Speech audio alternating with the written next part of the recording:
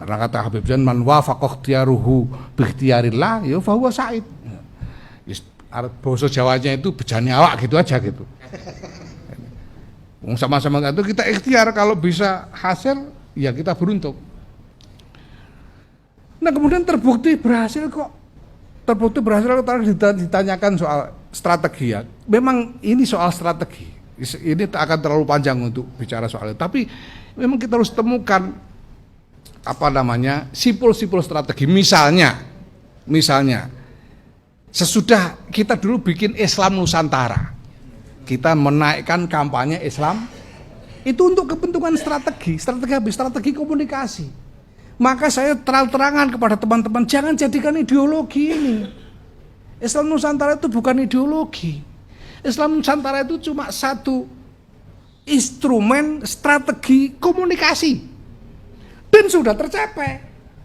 Tujuan dari kampanye Islam Nusantara itu sudah tercapai, jangan jadikan ideologi.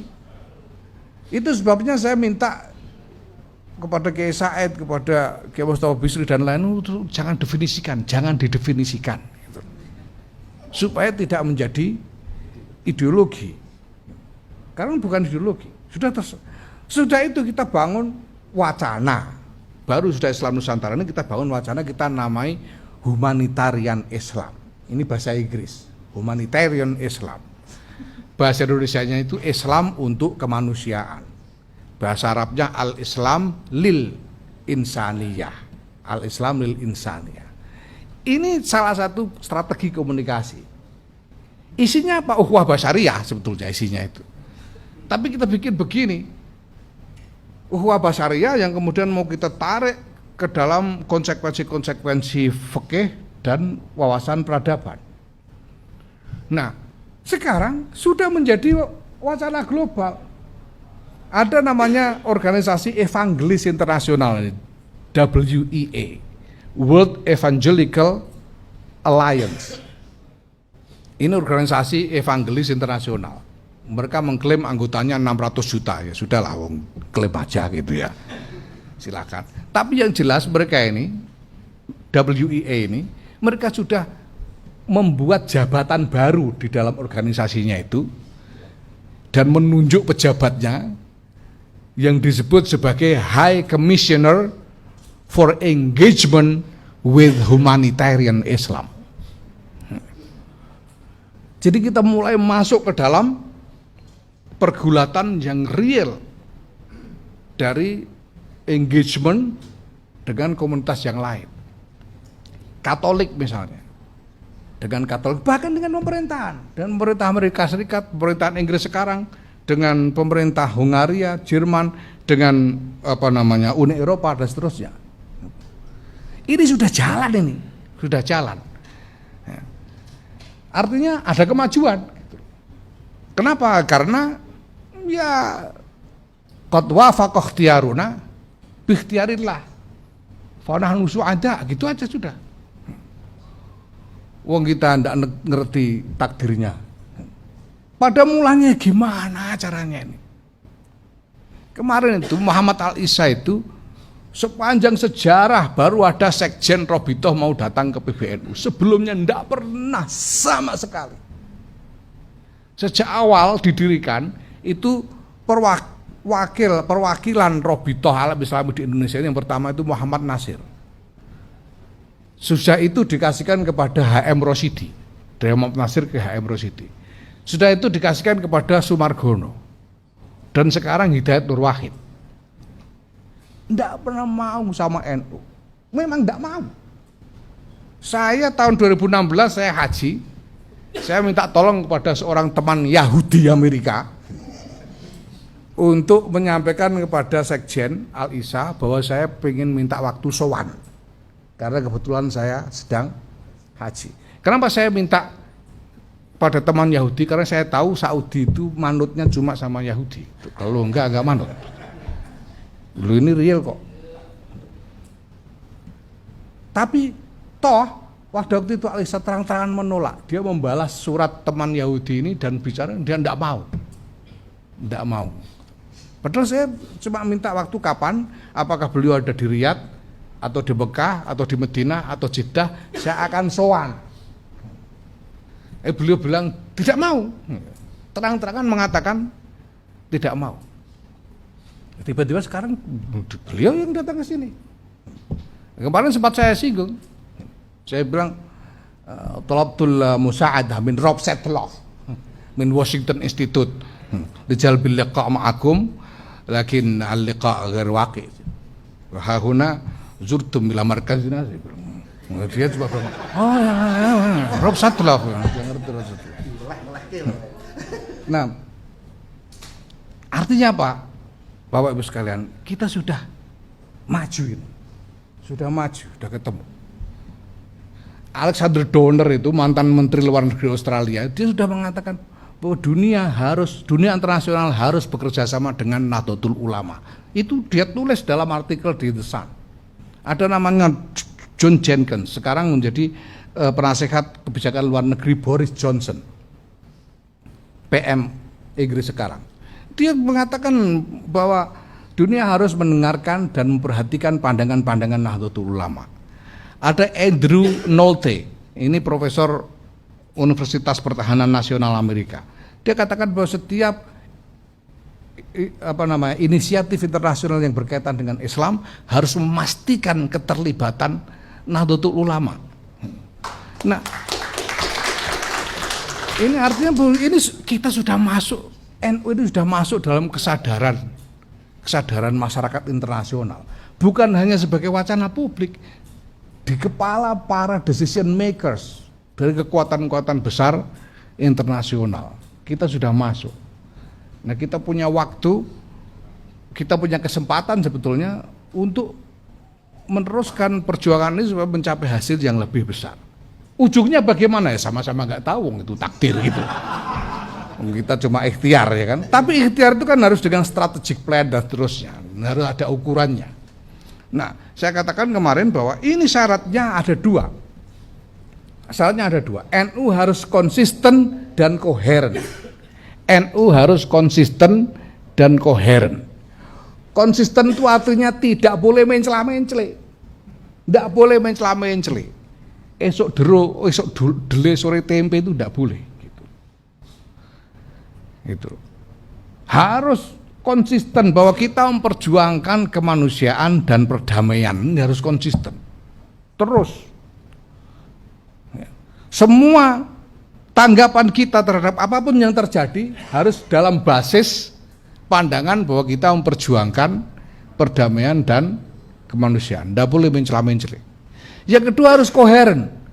Koheren itu artinya jalan tamat raya dengan jalan Kiai Haji Mustafa RT 01 RW 02 Leteh Rembang harus sama. Kalau di sini A, sana harus A. Gitu. Keramat Raya dengan Aceh PD harus sama. Ini artinya koheren. Tidak boleh beda.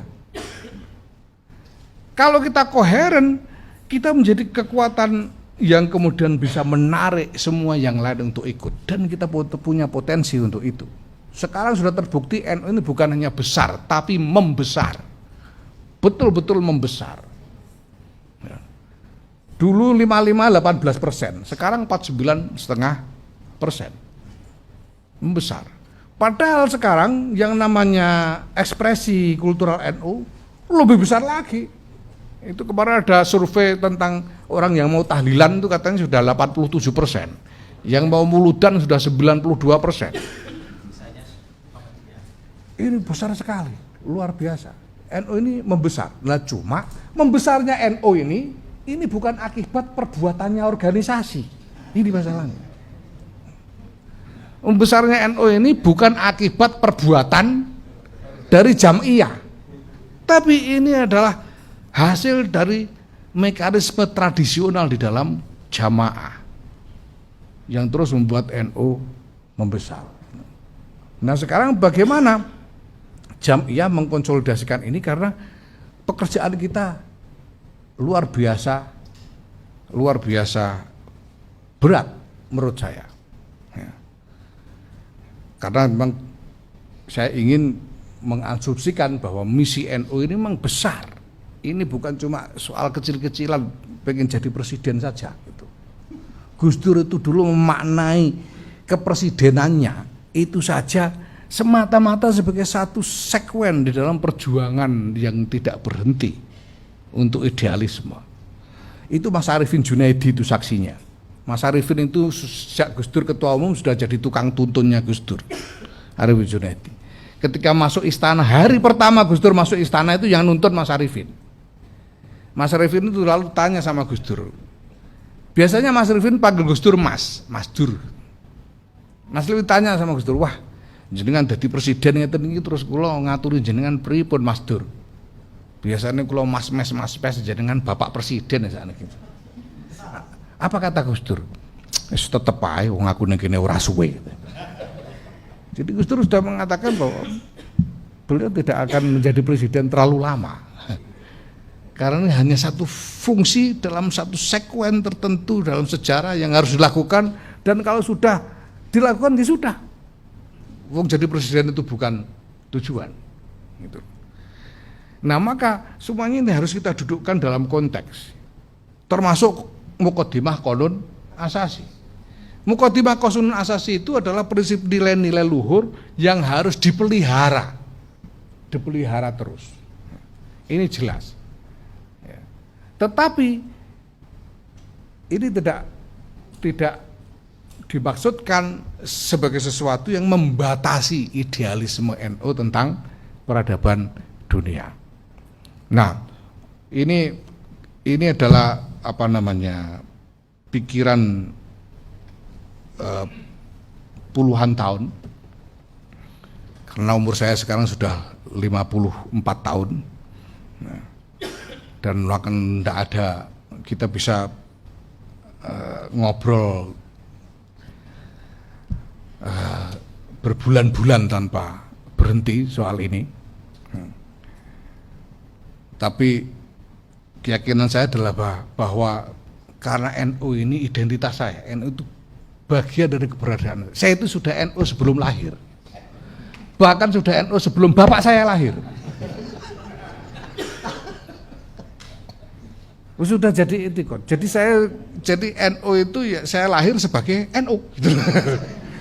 Jadi kalau kita bicara soal ma'rifat diri, orang itu tujuan hidupnya adalah untuk mencapai ma'rifatullah. Ma'rifatullah itu hanya bisa dicapai dengan ma'rifatun nafas. NU itu bagian dari nafas saya. Gitu. Saya tidak mungkin mencapai ma'rifatun nafas tanpa mencapai ma'rifatun nahdoh. Jadi husnul khotimah saya itu nanti kalau saya mati dalam keadaan memahami hakikat NU. Kalau ndak itu kikok nanti itu menghadap Tuhan itu nanti, wah ini siapa ya? Itu nggak enak. Jadi mudah-mudahan saya nanti mati sudah sungguh-sungguh memahami hakikat dari Nahdlatul Ulama. Ini adalah salah satu upaya untuk berbagi tentang pergulatan mental yang selama ini saya jalani. Mudah-mudahan ada manfaatnya. Terima kasih, dan sekali lagi terima kasih atas kehadiran dan perhatian Bapak Ibu sekalian. Wallahu yaufiq bina fima yuhibbu wa yardah. Assalamualaikum warahmatullahi wabarakatuh.